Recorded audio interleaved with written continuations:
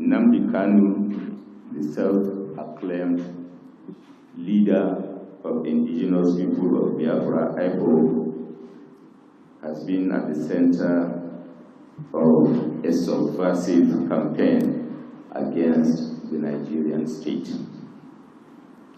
Consequently, Nnamdi Kanu was arrested on the 14th day of October 2015.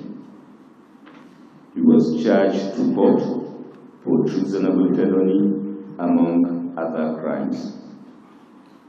He was granted bail by the Federal High Court Abuja on the 25th day of April 2017, which bail he eventually jumped and fled abroad. While in self-exile, Nnamdi Kanu intensified his subversive campaign using online radio Biafra to instigate violence and incite members of the IPOB to commit violent attacks against civil and democratic institutions, particularly the security personnel, Independent National Electoral Commission, INEC, and civilians.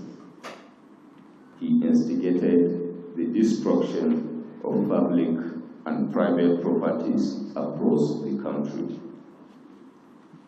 As a result of these criminal activities, IPOB was proscribed and designated a terrorist organization by a federal high court sitting in Abuja, pursuant to an order made on the 20th September 2017.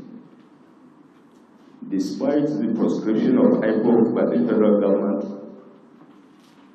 Nnamdi Kanu continued the subversive campaign, instigating and inciting broadcasts to direct members of IPOB to launch attacks on government and public institutions, among others, which resulted in loss of lives and properties. The NSAS protest of October 2020 played into the sinister plans of Nnamdi Kanu, whereby he seized the protest through subversive and inciting online broadcasts and actively commanded and directed attacks on security personnel and facilities. As a result of these broadcasts, members of IPOB attacked and killed security personnel and burnt down police stations, correctional centers, INEC offices, bus terminals, the palace of Lagos, banks, hospitals, shopping malls, and vehicles, amongst others. On 12th December 2020, Eastern Security Network, ESN, was formed by Nnamdi Kanu as an armed wing of IPOB with the mandate to advance the nefarious agenda of the outlawed group. ESN continues to launch attacks on security personnel, civilians perceived as enemies, as well as destruction of private and public properties. The destructive activities of IPOB, ESN pose serious threats to Nigeria's national security and its corporate existence, which resulted into re-arrest of Nnamdi Kanu and members of his group. The destructive activities of IPOB, ESN, which indeed pose serious threat to Nigeria's national security and its corporate existence, had indeed eventually resulted in re-arrest of Nnamdi Kanu precisely in June 2021, and some members of his group led to the inauguration of a presidential ad hoc committee comprising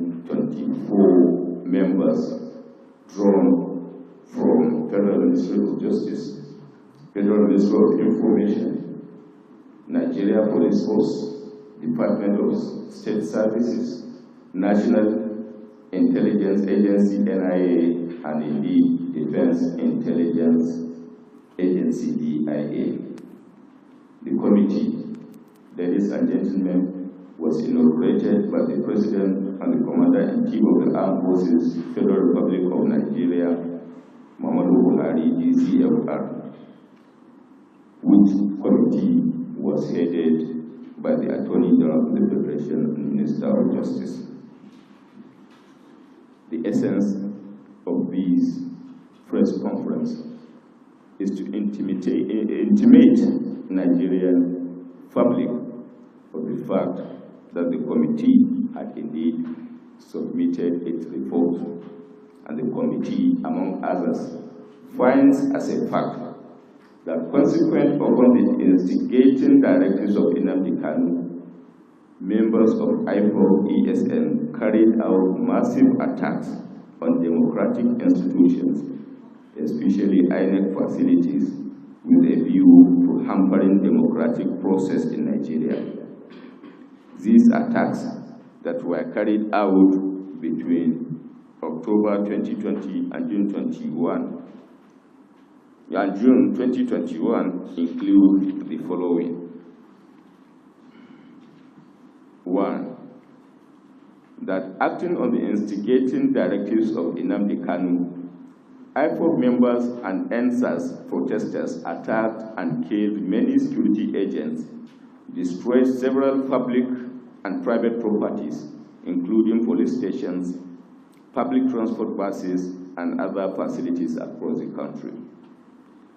2. That on 21st October 2020, Nnamdi Kanu, through an online call-in radio program, Radio Biafra, further instigated IPOB members to burn down all police stations and kill government security forces, which was carried out, and several security personnel, especially police officers, were killed and public and private properties destroyed.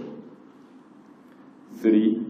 175 security personnel were in consequence killed by IPOB-ESN, comprising 128 policemen, 37 military personnel, and 10 other security operatives across the country.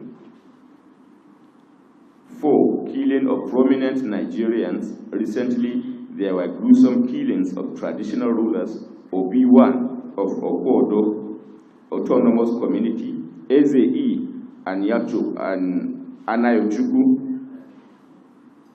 Dureburo and Eze Samson Osunwam of Ihebi-Niore Autonomous Community, as well as the killing of Alhaji Ahmed Golak on 30th May 2021. That as a consequence of Nnamdi Kanu's broadcast, there were 19 attacks on INEC facilities that resulted in the destruction of offices as well as burning of 18 INEC logistical vehicles, several election materials, equipment, and ICT gadgets in Abia, Akwa Ibom, Anambra, Cross River, Enugu, Ebonyi, and Imo states. 6. That 164 police stations and formations, including police headquarters Owerri, Imo State, were attacked by IPOB-ESN, leading to the deaths of 128 policemen, as stated in 3 above. 144 injured, while 628 vehicles were destroyed. The 396 firearms and 17,738 ammunition were carted away during the IPOB-ESN attacks. 8. That there were 3 IPOB-ESN attacks on Nigerian Correctional Service, including the headquarters of Nigeria Correctional Service, Owerri, Imo State, where 1,000 841 inmates escaped. 9, that the headquarters of the Nigerian Immigration Service, Umuahia, Abia State, was also attacked by IPOB ESN, leading to the deaths of one officer. That there were several IPOB ESN attacks and destruction of public and private properties during the EndSARS and Biafra agitations across the country, especially in the southeast and south-south regions, notably the Palace of Oba of Lagos, where 12 flats were completely looted and vandalized. The country home of Governor of Imo State, Senator Hope Uzidinma, was burnt.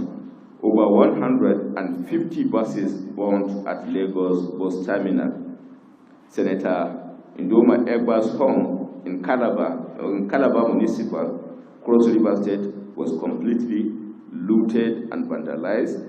Lagos State DNA and Forensic Center, City Hall, Racecourse, First Bank Branch Lagos, Lagos State Public Works Commission, Nigeria Port Authority, Marina Lagos, High Court Iboshere, Lagos were all burnt, among other heinous crimes committed. We also established that Kanu is not alone in his subversive activities. He has accomplices in Nigeria and abroad, individual and groups, as well as state and non-state actors who are aiding and facilitating his campaign against the people and state of Nigeria.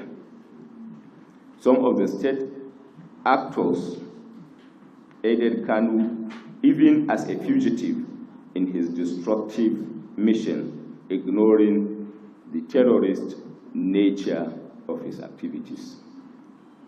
We call on these countries to desist from aiding subversive acts by Kanu and IPOB against the state of Nigeria and its people. Conversely, there are some friendly countries which, recognizing the state of IPOB as a terrorist organization, have either banned the activities of IPOB or placed Kanu on stop list. To these peace-loving countries that have put Kanu on their stop list and banned IPOB from operating in their territories, we express our appreciation as a nation. Similarly, the federal government has received the report on financiers of Adeniyi Sunday Adeyemo, aka Sunday Igboho. The report revealed that Sunday Igboho is a director and signatory to Adeshun International Concept Limited, registered on 23rd April 2010. Adeshun International Concept Limited also has Oladele Oyetunji and Ederobo Adeyemo as directors. Similarly, Igboho is linked to 43 bank accounts in 9 banks. The major financier of the fugitive and separatist was found to be a federal lawmaker in the National Assembly. A total sum of 127,145,000 naira was received by Igboho from his financiers between 22nd October 2013 and 28th September 2020 through Adeshun International Concept Limited account. A total of 273,198,200 transaction outflows was recorded from Sunday Igboho's account between 15th March 2013 and 11th day of March 2021. Investigations revealed that Adeshun International Concept Limited, belonging to Igboho, transferred the sum of between the sum of 12,750,000 to Abbal Bako and Sons.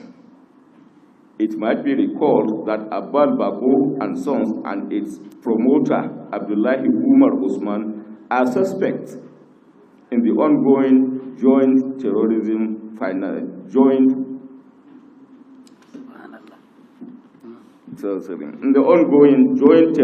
financing investigation. Abdullahi Umar is by way of financial transactions also connected to Suraju Abubakar Muhammad, who was sentenced, for your information, to life imprisonment in United Arab Emirates on charges of financing terrorism, Boko Haram. This report shows the nexus between separatist agitation, terrorism financing, and disruption of peace in the country. The report found connections of financial transactions between Adeshun International Concept Limited belonging to Ibobo and some construction companies and businesses, among others. Having received the reports, the federal government remains resolute in its determination to have a peaceful Nigeria. The federal government will do the needful within the context of the legal provisions in ensuring that the matter is given the deserved attention, and those found guilty will be made to face the wrath of the law. This press briefing is intended to provide an update of what the federal government is doing within the context of the fight against terrorism, and you will be kept informed as further events unfold. After the count of 3. 1, 2, 3.